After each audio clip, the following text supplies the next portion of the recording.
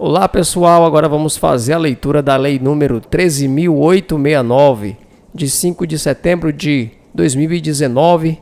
Essa lei dispõe sobre os crimes de abuso de autoridade. Agora vamos do capítulo 1, nas disposições gerais. Artigo 1º.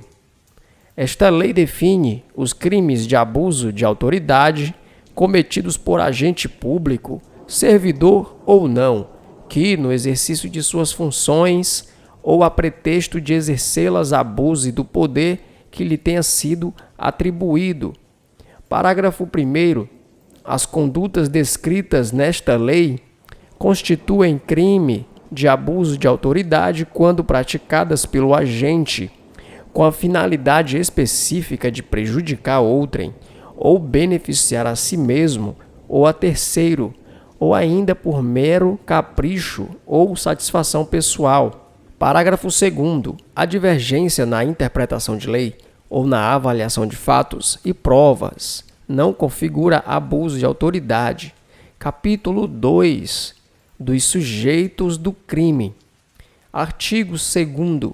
É sujeito ativo do crime de abuso de autoridade qualquer agente público, servidor ou não, da administração direta, indireta ou fundacional de qualquer dos poderes da União, dos Estados, do Distrito Federal, dos municípios e de território, compreendendo, mas não se limitando a, inciso 1, servidores públicos e militares ou pessoas a eles equiparadas. Inciso 2, membros do Poder Legislativo.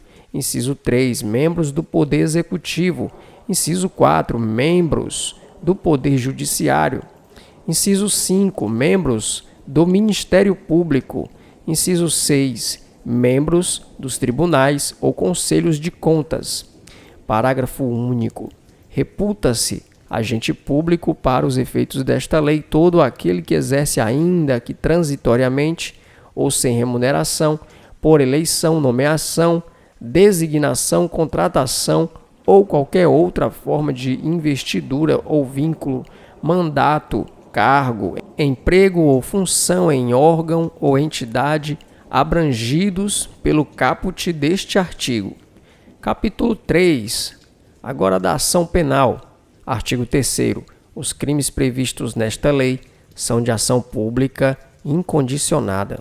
Parágrafo 1º. Será admitida ação privada se a ação penal pública não for intentada no prazo legal, cabendo ao Ministério Público aditar a queixa, repudiá-la e oferecer denúncia substitutiva, intervir em todos os termos do processo, fornecer elementos de prova, interpor recurso e, a todo tempo, no caso de negligência do querelante, retomar a ação como parte principal.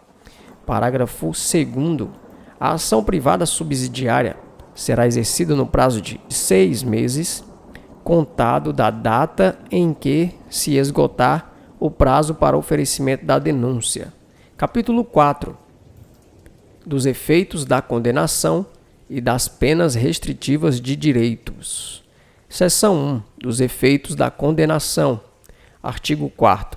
São efeitos da condenação. Inciso 1. Tornar certa a obrigação de indenizar o dano causado pelo crime, devendo o juiz, a requerimento do ofendido, fixar na sentença o valor mínimo para a reparação dos danos causados pela infração, considerando os prejuízos por ele sofridos.